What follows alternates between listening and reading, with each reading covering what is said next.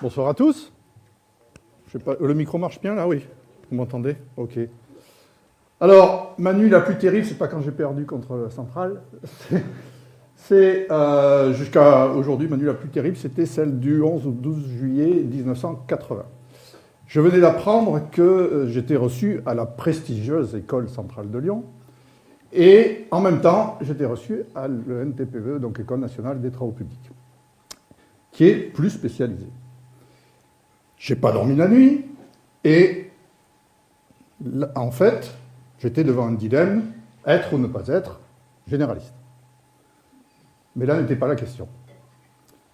Parce que, en fait, je n'avais pas eu la chance de suivre le TEDx de Philippe Fourier sur le fait qu'on a besoin d'être à la fois généraliste et spécialiste.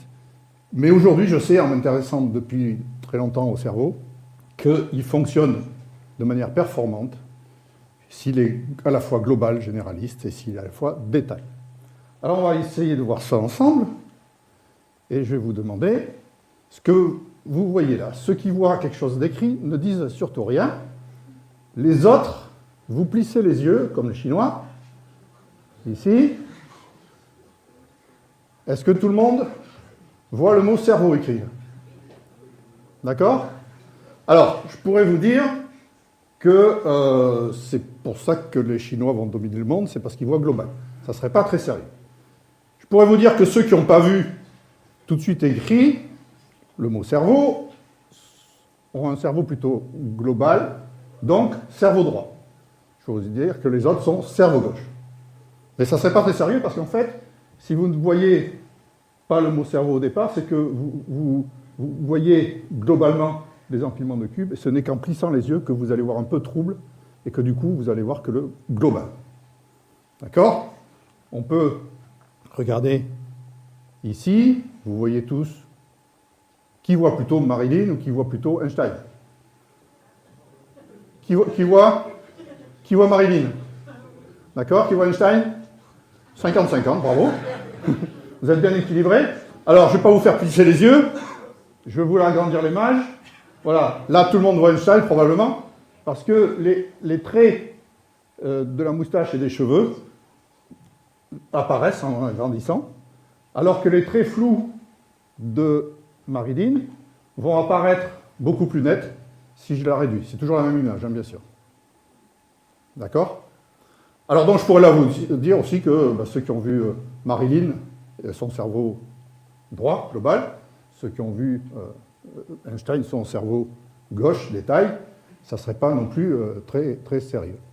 Parce que, donc, en fait, notre cerveau, il fonctionne à la fois globalement et détail. Certes, il y a des fonctions qui sont plutôt globales côté droit, pardon, et plutôt détail côté gauche. Je vous invite à regarder le TEDx de Gilles Bolt-Taylor, qui a eu un AVC de son cerveau gauche, donc il n'avait plus que son cerveau droit qui fonctionnait. Elle avait l'impression d'être tellement globale qu'elle était en continuité pour elle avec l'univers, avec les murs, avec la salle, avec le sol, etc. Regardez ça, c'est assez stupéfiant, mais il faut s'arrêter là. D'accord? Je pourrais faire beaucoup d'argent, probablement en maintenant le buzz cerveau droit, cerveau gauche, sur ce pseudo-concept. Ça ne serait pas très sérieux non plus. En fait, ce qui est beaucoup plus sérieux, c'est de considérer que votre cerveau, il a besoin de fonctionner globalement et en détail. Quand j'étais gamin, il y avait deux questions vraiment qui me travaillaient sur leur fonctionnement global du monde. C'était, comment faisait le Père Noël pour, en une seule nuit, arriver à visiter toutes les cheminées de la planète? Donc ça, j'ai assez vite compris. Et la deuxième question, c'était comment un cerveau, c'est venu un petit peu plus tard, comment un cerveau fait pour, à partir de signaux électriques et chimiques uniquement, pour arriver à réfléchir, à penser, à rêver, à organiser un TEDx. Alors je vous invite à regarder cette image, qui ne s'est pas amusé, étant petit, à couper le cheminement de fourmis, vous savez, qui vont de la fourmilière au à la source de nourriture. On peut couper sur 5 mètres. On revient 5 minutes après. Le cheminement a été refait. On a tout fait. Non? Bon, il y en a qui l'ont fait. D'accord? Et en particulier, les scientifiques ont regardé plus précisément ce qui pouvait se passer si on faisait un pont entre la source de nourriture, qui est ici, et la fourmilière, qui est ici, juste en dessous. Et donc, au départ, les fourmis, elles vont de droite et de gauche, elles sont curieuses, elles regardent un peu tout ce qui se passe, n'importe comment. Donc, il y en a autant à peu près sur ce pont-là qui est le plus court, et ce pont-là qui est le plus long. Au bout de 10 minutes, il commence à y en avoir un petit peu plus sur le pont le plus court. Et sur le pont le plus long, ça commence à se faire rare. Au bout de 15 minutes, qu'est-ce qui se passe? Plus aucune fourmi sur le chemin le plus long. Toutes les fourmis ont eu ce comportement intelligent, entre guillemets, de prendre systématiquement le chemin le plus court. Comment ça se passe? La fourmi, je vais vous demander de vous dire qu'elle est un petit peu comme vos neurones. C'est-à-dire, une fourmi avec 5000 malheureux neurones à peu près, ça n'a pas des commandes très complexes. Vos neurones non plus, ça a des commandes très très simples. Le courant, le signal électrique passe ou il ne passe pas, et c'est du même ordre de grandeur. Donc on va comparer un petit peu ce qui se passe avec les fourmis avec les neurones. Et donc les fourmis, elles ont 2 consignes très basiques, comme vos neurones. La première, c'est quand tu viens de la source de nourriture et que tu vas à la fourmilière, quand tu rentres avec à manger, tu laisses des traces de phéromones. La deuxième consigne, c'est quand tu suis une trace de phéromone, tu prends la direction la plus intense de phéromone. Donc, au bout de 10 minutes, celles qui ont pris le chemin le plus court, elles sont plus rapprochées. Donc, l'intensité de la phéromone va être un peu plus puissante. Et de proche en proche, quand vous revenez au bout de 15 minutes, toutes ont le comportement intelligent. Avec vos neurones, c'est exactement la même chose qui se passe. Votre cerveau est un système complexe qui est fait de milliards 86, au dernier comptage, 86 milliards de neurones. L'interaction de ces milliers de millions de neurones à la fois va faire qu'il va naître ce qu'on appelle une propriété émergente que va récupérer le niveau supérieur et qui, du coup, va donner des propriétés à l'étage au-dessus que n'avaient pas les briques élémentaires qui étaient les fourmis ou les neurones à la base. Alors, je vous vois un petit peu dubitatif. Je vais prendre, si vous permettez, je vais prendre mon cerveau, je me déplace jamais sur lui. Voilà, vous avez à peu près le même. D'accord? Donc, quand vous avez appris à lire, qu'est-ce qui s'est passé? Vos yeux captent l'information et vont l'envoyer à l'arrière du cerveau, ici. D'accord?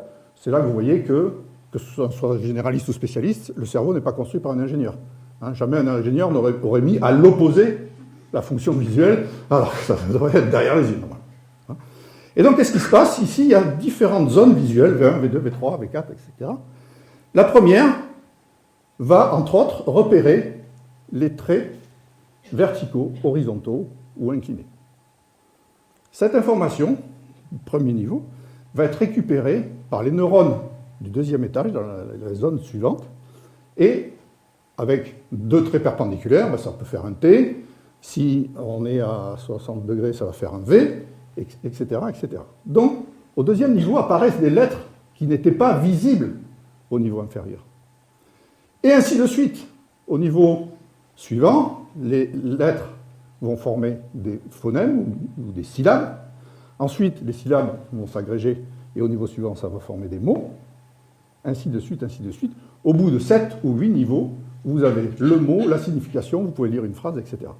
Donc, à partir de fonctions très simples à la base, votre cerveau, grâce aux propriétés émergentes, a pu créer quelque chose qui n'existe pas, dont les propriétés n'existent pas au niveau inférieur. Vous prenez un banc de poissons, par exemple, c'est exactement la même chose. Vous prenez un vol des tourneaux, c'est exactement la même chose. Ils ont des fonctions très simples. Tous les poissons, les sardines, entre autres, par exemple, ont une bande latérale de chaque côté qui est très sensible à la pression. Quand le voisin de la sardine voisine donne un petit coup pour tourner, la surpression est ressentie par la bande latérale, et donc la sardine en question va donner le bon coup de queue du bon côté. D'accord? Et au final, ça donne quoi? Une commande très simple. Deuxième commande, c'est tu laisses une distance minimale entre tes collègues. Tu peux laisser 30 cm entre tous les autres poissons. Voilà. Avec ça, ben vous avez des poissons qui ne sont pas des êtres qui peuvent se diviser, qui ne sont pas des êtres qui sont déformables. Ben ça va former un tout qui est divisable à volonté et qui est totalement déformable. Et ça va être un avantage énorme par rapport, si vous voyez la tête de requin, des requins qui chassent les bancs de sardines, par exemple, ben ils sont perdus quand le banc se divise, parce que c'est des propriétés que n'ont pas les proies en général. D'accord? Donc vous voyez comment fonctionne votre cerveau du détail au général. D'accord? Et ça, c'est juste pour apprendre à lire. Au passage, vous remarquerez que malheureusement, il y a eu des générations d'écoliers qui ont appris la lecture globale, alors que les neuroscientifiques savaient très bien depuis longtemps que pour apprendre à lire, c'est B, A, BA. C'est les syllabes. On a vu comment ça fonctionnait par propriété émergente qui monte de niveau en niveau. D'accord? Alors maintenant, si je vous demande de lire cette phrase, qui arrive à lire? Tout le monde? C'est bon? Mais pourtant, vous n'avez pas lu par syllabe. On est d'accord? Si vous avez lu par syllabe, vous êtes mal, vous n'arrivez pas à l'interpréter. Votre cerveau a bien lu globalement. Attention, j'insiste, il a lu globalement parce que vous avez appris à lire B.A.B.A. Et qu'à force de lire, et de lire des milliers de fois les mots, il va automatiser globalement la lecture du mot. Ce n'est que dans un deuxième temps que vous allez lire globalement. Et pour comprendre pourquoi ça c'est possible, là il faut changer d'échelle. Dans un système complexe, pour comprendre le détail et le global, pour aller du détail au global, il faut à chaque fois partir d'une petite échelle, partir de la grande échelle, changer et être à l'échelle intermédiaire par exemple. Ce qu'on va faire là, on va se mettre à l'échelle des réseaux de neurones. Les réseaux de neurones, les neurones entre eux, ils ont une propriété qui est assez particulière. Si vous voulez briller dans le salon parisien, vous parlez de la loi de Hebb, c'est un peu comme les amis, quand ils sont connectés une fois, la fois d'après, ils vont se connecter encore plus facilement. Plus ils sont en lien entre eux, comme vos amis, plus le lien va être fort. Plus ça va être facile de se connecter. Ces mêmes groupes de neurones, ces mêmes neurones qui sont allumés pour lire la lettre V, pour lire la lettre A, etc. Et donc, à force, j'espère qu'aujourd'hui, vous allez apprendre pas mal de petites choses, donc vous allez créer des connexions entre vos neurones. Et ces connexions, si vous y revenez ce soir, demain, etc., vous allez discuter entre vous, et vous regardez les vidéos à nouveau sur YouTube, etc., vous allez à nouveau connecter. Et donc, ces petites connexions que vous avez faites aujourd'hui, qui sont comme des chemins vicinaux, si vous y revenez, ça va devenir des petites départementales, puis ça va devenir des nationales, puis ça va devenir des autoroutes. D'accord ? Des autoroutes, c'est des automatismes. C'est-à-dire, ce sont des habitudes, comme des habitudes. Les habitudes, ce sont des automatismes, ce sont des autoroutes dans votre cerveau qui se créent à force de se connecter. Tac, c'est automatique. Quand vous rentrez chez vous en voiture, automatiquement, vous connaissez le chemin, vous l'avez fait des dizaines de fois, vous êtes arrivé chez vous en mode automatique. Ce sont des autoroutes dans votre cerveau. D'accord ? La preuve, ici, vous connaissez peut-être ce qu'on appelle l'effet Stroop. Si je vous demande de lire le plus rapidement possible la couleur de chaque mot sans chercher à le lire, d'accord ? Là, vous allez aller très vite, vous allez dire rouge, bleu, vert, parce que la couleur du mot correspond au sens du mot, à la lecture du mot. Donc, pas de problème. Si je vous demande de lire toujours, de ne pas lire le mot, mais de me dire juste la couleur, vous allez lire automatiquement parce que votre cerveau il a créé tellement d'autoroutes qu'on ne peut pas s'empêcher de lire. Vous allez être obligé de lire le mot. Et donc, ça va rentrer en conflit avec la consigne qui va être de dire la couleur. Si vous essayez de lire très vite ici quelle couleur est le mot, manque de bol, le mot qui signifie rouge, il est de couleur verte. Et ça ne va pas le faire. Il va y avoir conflit. Vous allez prendre beaucoup de temps pour lire cette colonne par rapport à celle-là. Parce que vous avez fait des autoroutes en lisant et vous avez tout automatisé. Donc, il faut donc bien comprendre que votre cerveau va créer en permanence, à l'échelle intermédiaire, des réseaux.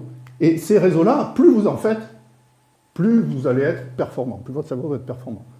À Centrale, comme on le disait tout à l'heure, comme disait Philippe Fournier aussi, ce qui compte, c'est qu'on vous apprend à créer ces réseaux-là. Peu importe, finalement, ce qu'il va y avoir derrière. Votre diplôme, il va vous servir. Il y a de grandes chances qu'il ne serve que vous pour votre premier poste. Après, ce qui va compter pour décrocher votre premier emploi, mais après, ce qui va compter, c'est comment il a été formé, comment il s'est câblé, comment il a appris à raisonner, comment il a appris à fonctionner. Donc c'est ça le plus important. Et donc, plus vous connectez, plus vous êtes curieux, plus vous allez faire des connexions, plus votre cerveau va être résistant, performant, mais aussi résistant à tout ce qui peut lui arriver. Si il y a que je ne souhaite pas, donc vous faites un AVC, les neurones vont mourir à un certain endroit, mais si vous avez fait des tas de connexions derrière, en plus, ben vous allez prendre tous les chemins par le côté, à droite, à gauche, vous allez contourner l'obstacle des neurones et ça va fonctionner. Vous allez être moins pénalisé que si vous n'avez pas créé tous ces réseaux-là. Créer tous ces réseaux, ça s'appelle la réserve cognitive. C'est-à-dire que plus vous en faites, plus vous allez avoir de réserves. Et donc, c'est un peu ce qui se passe. Si jamais on coupe 10 routes à Lyon, il y a un réseau tellement dense, ça va faire quelques bougons en plus, c'est pas grave, ça va fonctionner. Si vous en coupez 10 dans le département des Alpes du Sud, par exemple, où c'est là qu'il y a le moins de routes, vous allez complètement paralyser le département. Ben, c'est ce qui se passe dans votre cerveau. Et donc, par exemple, ce qui est assez incroyable, c'est que statistiquement, tout le monde déclare la maladie d'Alzheimer au même moment, mais ceux qui ont créé beaucoup de relations, ceux qui ont beaucoup fait fonctionner leur cerveau en réfléchissant, en faisant des études longues, en ayant en permanence de la curiosité et en faisant travailler toutes les zones de leur cerveau, en étant global et détail, et bien ceux-là vont déclarer les symptômes vont être apparents des mois, voire des années plus tard. La maladie, elle va se déclarer en même temps. Le problème, c'est que ceux qui n'ont pas de réserve cognitive suffisante vont la déclarer plus rapidement que ceux qui ont de la réserve cognitive, parce que, au départ, ben, les chemins annexes vont être utilisés pour contourner tous les neurones qui ont des problèmes. Alors maintenant, je voudrais vous parler d'un truc qui est essentiel dans votre cerveau, qui est, on ne peut pas plus global, parce que beaucoup de zones sont utilisées, c'est l'attention. Quand vous faites attention, là vous êtes en train d'écouter, j'espère, ce que je raconte, et donc beaucoup de zones de votre cerveau s'allument pour être conscient de ce que je dis, pour comprendre ce que je dis. Vous focalisez votre attention avec énormément de zones globalement dans votre cerveau. Mais votre attention est unique. Et ça, c'est fondamental de piger ça si vous voulez un cerveau performant. Je vais vous demander de regarder cette image et de me dire ce que vous voyez. Tout le monde voit la personne qui regarde de face? Non? Il y en a qui le voient de profil. On est d'accord? Donc il regarde un peu comme ça, comme un Égyptien, un peu, hein, comme sur un papyrus, avec l'œil un peu qui regarde de face mais qui va vers là-bas. Et puis il y a la moitié qui est découpée, qui regarde tout droit, qui regarde en face. D'accord? Tout le monde à peu près voit ces deux images? Oui? Donc, qui voit ces deux images rigoureusement en même temps? Alors, si vous voulez bien, on va les passer à un IRM parce que votre cerveau va être intéressant pour la science. J'ai fait l'expérience sur des milliers de personnes. C'est impossible, et les neuroscientifiques sont bien d'accord là-dessus, c'est impossible de focaliser son attention, sa conscience, sur deux choses à la fois. Même les femmes. Sur Internet, vous voyez toujours, les femmes sont multitâches, les hommes sont monotâches. Oui, on est d'accord? C'est totalement faux. Homme comme femme, on ne peut faire attention consciemment qu'à une seule chose. J'ai bien dit consciemment. Je peux faire des tas de choses. Là, vous voyez, je vous parle. Il y a mes mains qui bougent, je me déplace, etc. Je respire. Tout ça, ça se fait automatiquement. Mais je ne fais attention qu'à une seule chose, aux mots que je vais vous dire. Je ne peux porter mon attention que sur une seule chose. Et le problème, c'est qu'on croit qu'on peut faire plusieurs choses à la fois, mais au lieu de ça, on zappe. On est des homo sapiens. Et ça, point de vue efficacité, c'est nul. Parce que l'énergie que vous allez utiliser pour focaliser votre attention d'un point à un autre, ça va être énorme. Ça va vous demander beaucoup de temps et d'énergie. Et pour le cerveau, c'est pas ça l'efficacité. Donc, ayez tout le temps à l'esprit que votre attention ne peut se focaliser que sur un point. Vous ne pouvez faire qu'une seule chose consciente à la fois. Et ça va vous permettre d'avoir un cerveau qui fonctionne globalement, mais avec une focalisation unique sur un point et va vous rendre efficace. Le problème, c'est qu'aujourd'hui, tout le monde veut vous piquer votre attention. Tous les réseaux sociaux, toutes les pubs, tout est fait pour vous piquer votre attention. Vous savez, le PDG de TF1, Patrick Lelay, avait dit il y a 20 ans, moi, mon métier à TF1, et tous les médias, c'est comme ça, c'est de vendre du temps de cerveau disponible à Coca-Cola et autres. Quand il avait dit ça, tout le monde avait hurlé, ça avait choqué tout le monde, il avait failli y passer, mais aujourd'hui, plus personne n'ose dire le contraire. Tous les réseaux sociaux, par exemple, Netflix, TikTok, etc., quand YouTube, quand on vous propose sur vous savez, la bande latérale sur le côté, pour la vidéo suivante, tous les meilleurs cerveaux de la planète sont là-dessus. Et ils sont là-dessus, pourquoi? Pour se dire, comment je vais faire pour piquer l'attention le plus longtemps possible des personnes qui regardent la première vidéo.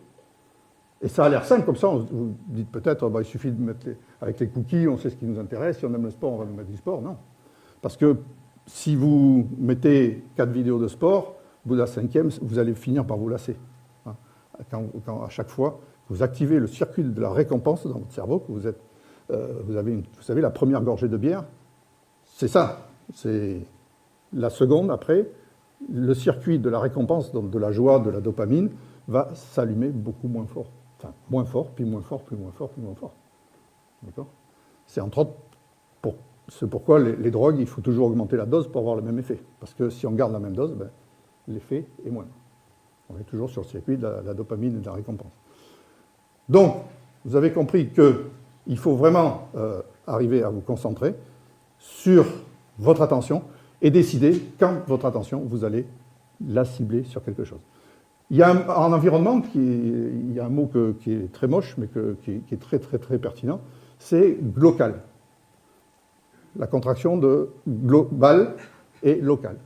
Pour votre cerveau, essayez d'être global et détail, glotail, si vous voulez, ou débal, si vous prenez les autres syllabes, comme vous voulez. Mais l'important, c'est de comprendre qu'il faut que votre cerveau soit détail et global en permanence. Et c'est grâce à votre attention que vous allez pouvoir y arriver. Alors normalement, je devrais vous dire merci de votre attention, mais là, je vais plutôt vous dire combien je vous dois pour avoir eu la gentillesse de focaliser votre attention sur ce que je vous dis. Donc imaginez un spot de pub de 18 minutes. Ça vaut de l'or. Donc, merci d'avoir écouté ce que je vous ai dit, et surtout, réfléchissez le taille et vous me direz combien je vous dois. Merci.